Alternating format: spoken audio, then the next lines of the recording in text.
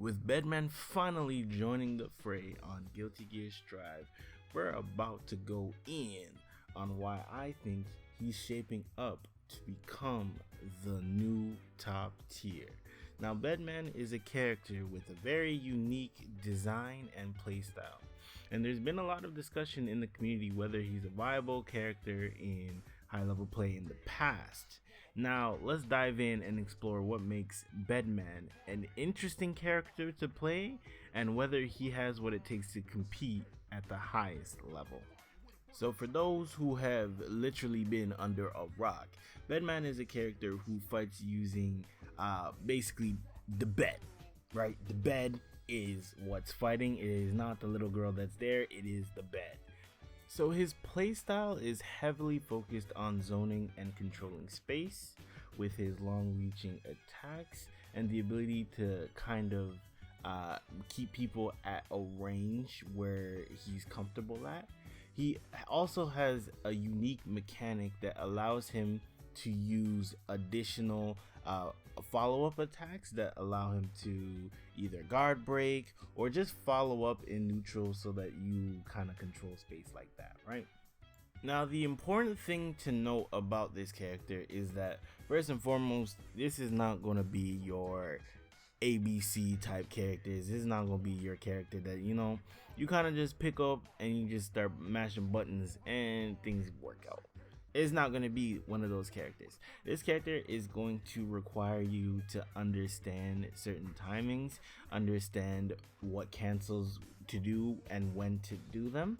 It's going to force a different type of playstyle that we haven't really seen very often, at least with, let's say, the season 1 cast, right? With the season 1 cast, it was fairly obvious how you were to go about playing the character, and there wasn't really much room for, let's say, technical players or creativity, right?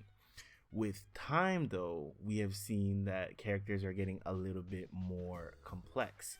Bridget is a good example of this. Unfortunately, Sin is technically a little bit more of a technical character, seeing with the mechanic and whatever, but it comes off as another gauge mechanic that is poorly designed in some areas.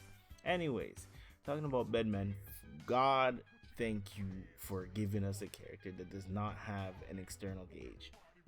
We thank you for that, but we move, you feel me? So with this character, it's gonna be difficult to get pressure started, and it's going to be fairly difficult for you to establish certain ranges with the cast, especially when I've seen Axel. Controlling the screen with Bedman may prove a little bit difficult in some areas because of the tools that other characters have been given.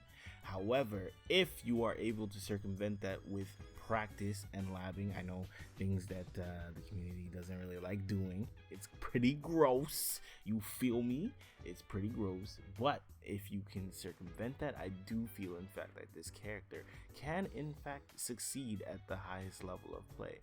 However, it is going to take work. I don't know how the community feels about this, at least the casual community.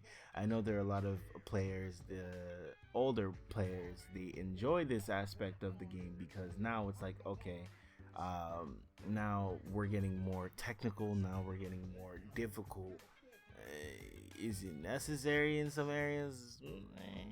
You can argue that in a different video, but regardless, having that room to kind of explore and having the room to do more with your character will always bring smiles to the fighting game community because they like things that are difficult but not too difficult. And I think that I was about to call her Delilah.